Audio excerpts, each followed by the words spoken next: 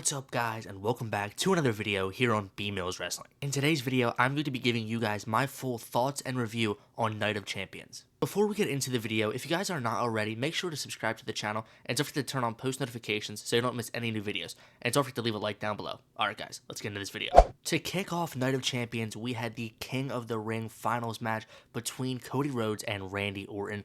This has obviously been a dream match for a lot of people, including myself. Ever since Cody Rhodes came back to WWE, we've been looking forward to getting this version of Cody Rhodes, the American Nightmare, versus the Legend Killer, the Viper, the veteran, Randy Orton, and we finally got that. Obviously, this isn't, a traditional face versus heel match. It's not, a proper feud. They didn't have much of a storyline going into this. It's obviously just all for the King of the Ring to get to SummerSlam to fight John Cena for the title. But this was a really fun match. I really was enjoying it. I was mad that it was cut short. I thought that, I wanted like 10 more minutes of this match because the chemistry was really good. The selling from Randy Orton of the lower back like he usually does. I mean, there's nobody better at selling than Randy Orton. Thought he was tremendous in this match. Cody Rhodes as well. Just a bunch of great spots like that Cody Kotr into an RKO. I thought that was really awesome. But like I said, a really fun match. And then we get into the end of the match where things start to get interesting. We see Randy Orton leave the ring and he goes and grabs a chair. Obviously, this, if he gets disqualified, he loses. Cody Rhodes wins King of the Ring. So, a babyface Orton grabbing a chair, that doesn't really make any sense, especially when Cody Rhodes is his friend. Obviously, we did see Cody Rhodes targeting that lower back a lot to Randy Orton. That was kind of a little heelish, but it is fair play. It's legal to do. But Randy Orton grabbed that chair. He went inside the ring. Then, obviously, the ref convinced him to give the chair over to him. He did exactly that. And then you see as the referee is handing the chair to whoever's outside of the ring, he's not paying attention. We see Randy Orton unbuckling the top turnbuckle and then obviously, trying to cheat his way to winning this King of the Ring match. He obviously looks to put Cody Rhodes onto that exposed turnbuckle. Cody Rhodes blocks. Then Cody tries to do it. Randy blocks. And then we see Randy try to hit an RKO on Cody. Cody sends Randy into that exposed turnbuckle. Randy once again did a really good job of selling that right into the chest area.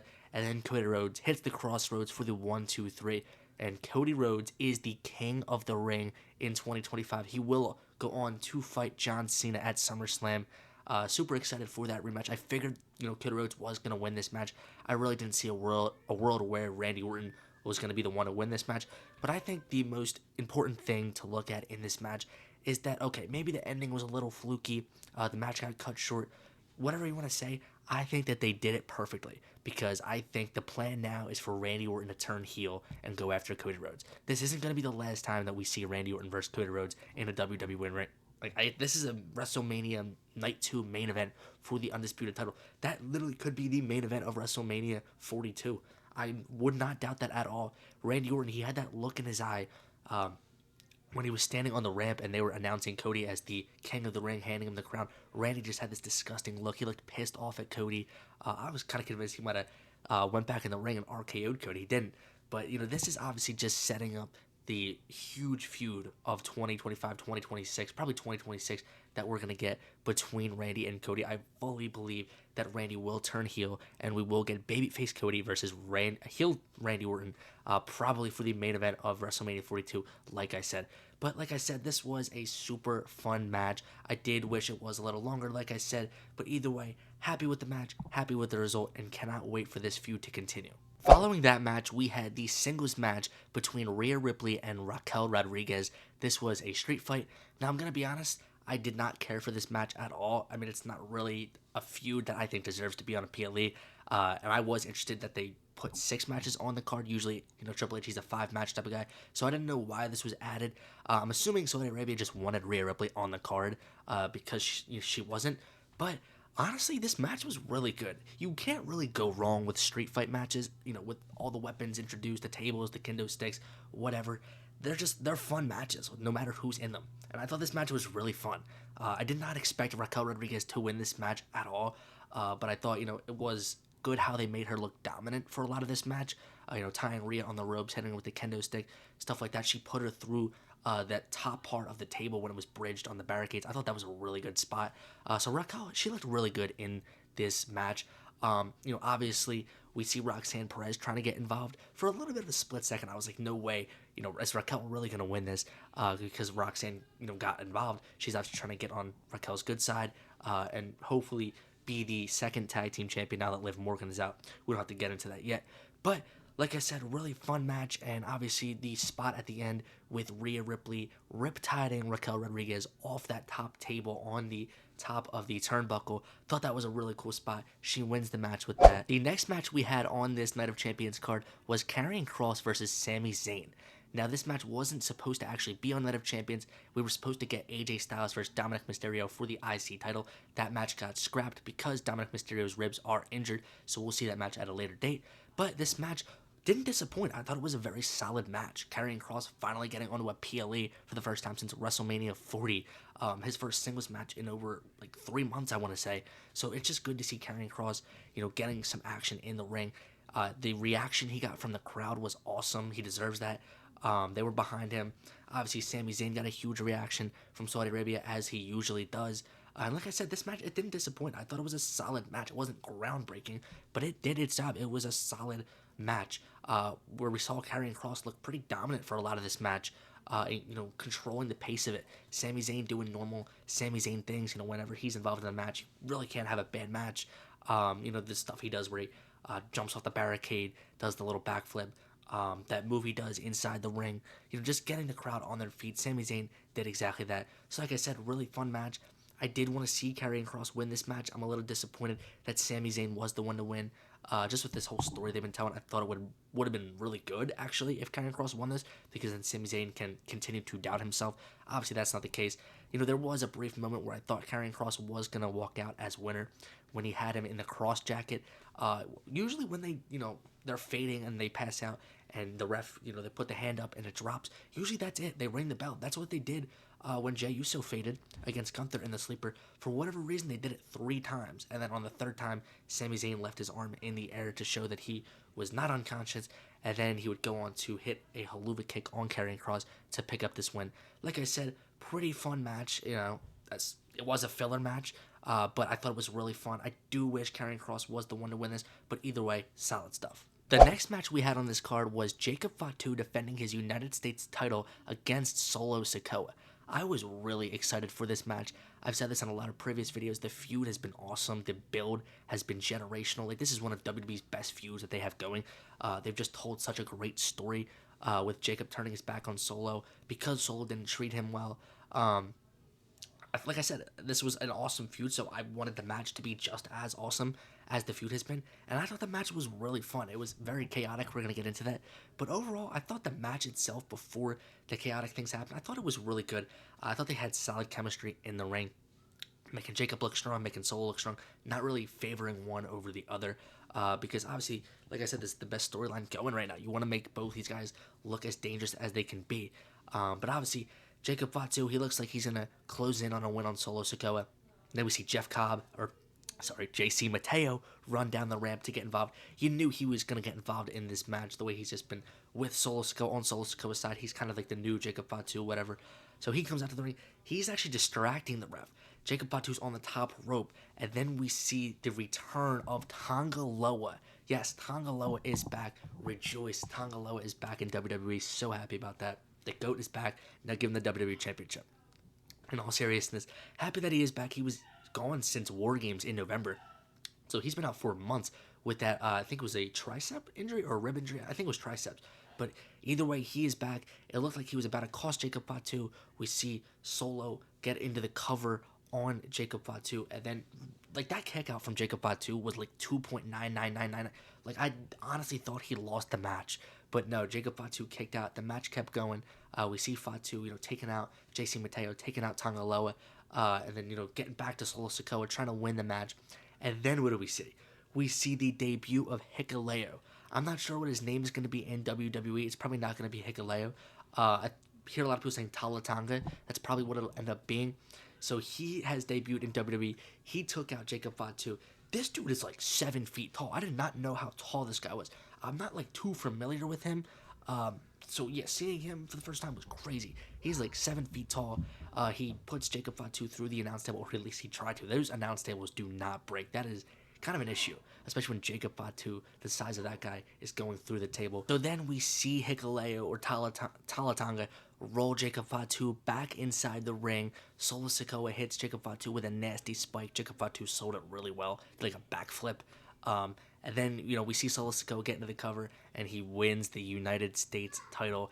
I said it was unpredictable. I didn't know what Solo Sikoa was going to do if he lost this match going into SummerSlam. I just didn't see the direction for him. Jacob Fatu can easily bounce back from this. He had 4 guys. It was 4 against 1. Like, this isn't going to hurt him at all. This is the first time that he has been pinned in WWE. I figured it was going to be a Cody Rhodes or a Roman Reigns. It's Solo Sikoa. Sikoa pins him in this match to become the new U.S. champion. I'm assuming that we're going to run it back at SummerSlam. I feel like we have to. Solo versus Jacob at SummerSlam just makes sense to me. I don't know if Jacob's going to have any backup to go into this feud. It's 1 against 4. Jimmy Uso's been on Jacob Fatu's side, so I'm assuming he'll be with Jacob, but they're still outnumbered 4-2.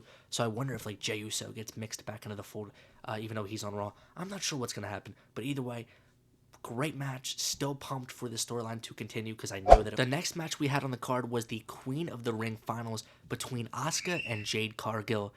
This match was just this was probably the worst match of the night. I thought it was another really short match for being for the Queen of the Ring. I thought it was going to be a longer match. It wasn't that long. Their chemistry just wasn't that good. Jade Cargill, she just kind of looks stiff at times. I feel like a lot of her matches are just really awkward. Like the ones she just had with Roxanne Perez was just like an awkward match. That's what I felt in this. But this was an unpredictable match at least. Like I didn't know who was going to win because obviously I could see Asuka versus Io at SummerSlam. I could see Jade versus Tiffany with the factor of Naomi cashing in Money in the Bank. But this just didn't do it for me. Like this wasn't a great match whatsoever. And then we obviously see Jade Cargill pick up the win versus Asuka. She even fumbled the pin. She rolled over on the pin after 2, so it just looked awkward. The crowd just wasn't reacting really to the entire match, and especially in that moment, it just felt really awkward. She was getting booed a lot. The Saudi crowd has been booing her this entire weekend. I thought her promo after wasn't that too good when they were interviewing her. So I'm not sure what they really see in Jade Cargill. I'm not trying to be like that, but I don't know if I would agree with them giving her this big of a push. But I do expect the end game to be Jade Cargill versus Tiffany Stratton at SummerSlam with Naomi cashing in. And finally, that brings us to the main event of Night of Champions. John Cena defending his undisputed WWE Championship against CM Punk. Man, this has been so many years in the making to finally get another match between Punk and Cena, and it did not disappoint. In my opinion, this was John Cena's best match in this farewell tour. I thought the match with Cody was not good. The match with Randy was okay. Our Truth matches obviously weren't good. The tag match at Money in the Bank wasn't great. This was his best match by a million years. From a wrestling standpoint. Him and CM Punk just have such good chemistry. The feud and the build, the storyline, literally was chef's kiss. They built it so well. The promos, the Punkonomics that we just saw on Friday was awesome. John Cena cutting a pipe bomb was awesome. The feud has been so good, and the match it didn't disappoint. This is why CM Punk is John Cena's greatest rival, and there really isn't any debate. This was just such a fun match. We saw CM Punk throw it back with the Chicago colorway that he wore in 2011 when they had their iconic match at Money in the Bank. So he threw it back with that. Obviously, John Cena's got the OG green on. It just felt super nostalgic, and the match was just awesome. I really did think there was a chance CM Punk could win this match. He, gave Cena hell in this, right? John Cena gave him hell as well. John Cena hit Punk with 3 AAs in this match. The Punk was just kicking out, so I was lost. I was who's gonna win this match? But obviously, like I said, this was a really fun match. And I think the interesting part of this match was when John Cena, he goes to grab the title to do that title shot that he's been doing to win these matches. Did it against Randy Orton. Did it against Cody Rhodes. He's going to try to do it again and beat CM Punk. But no, he throws the title out of the ring. The crowd, they're like, no, don't do it, don't do it. Obviously, everyone I know is like, don't do it. He doesn't do it. He does not hit Punk with the title. He throws it out of the ring, showing signs of becoming a babyface once again, which I thought was awesome. And then, I obviously see CM Punk, get an AA. He kicks out of that. And then later in the match is when it gets really interesting. We see a Seth Rollins entrance. Seth Rollins was in Saudi Arabia. He comes out. His music hits. He's with Paul Heyman, Braun Breaker, Bronson Reed, and he's got the Money in the Bank contract. It looks like he's about to cash in this match. He's not in his in-ring gear, so I was like kind of curious if he was cashing in or just making a statement. I thought that was like odd, but he comes down to the ring, right? His guys, they go after CM Punk. They're taking out Punk. Seth Rollins just kind of standing there watching them do that, and then we see Seth Rollins get into the ring, or at least try to get into the ring, and then John Cena comes out of nowhere and takes out the referee that Seth Rollins called down, which was Charles Robinson. John Cena takes out Charles Robinson, once again, kind of showing signs that he's a babyface, not allowing the heel to cash in on him. Not that you would allow anyone else to cash in on you, even if you're a heel, but thought that was really fun. We see Penta come out. Penta goes right after Braun Breaker. Sami Zayn comes out. They're like taking the Braun Breaker and Bronson Reed out of the equation. I was a little surprised we didn't see LA Knight in this situation because he's been feuding with them, but either way, that was fine. But we see Seth Rollins, like I said, try to cash in. John Cena doesn't allow it to happen. He gives Seth Rollins an attitude adjustment. Like, the crowd was loving that because, it's just giving, babyface Cena. He lifts up Bronson Reed and AA's him. Like, that's just giving you flashbacks to when he picked up like Big Show and Mark Henry. Thought that was really awesome. And then at the end of the match, Seth Rollins out of the equation. Everybody's out of the equation other than Cena and CM Punk. They're back in the ring. CM Punk throws out his hand like, hey, give me a handshake. We just teamed up and took out everybody. It feels like, the John Cena of old, right? He's coming back to being a babyface.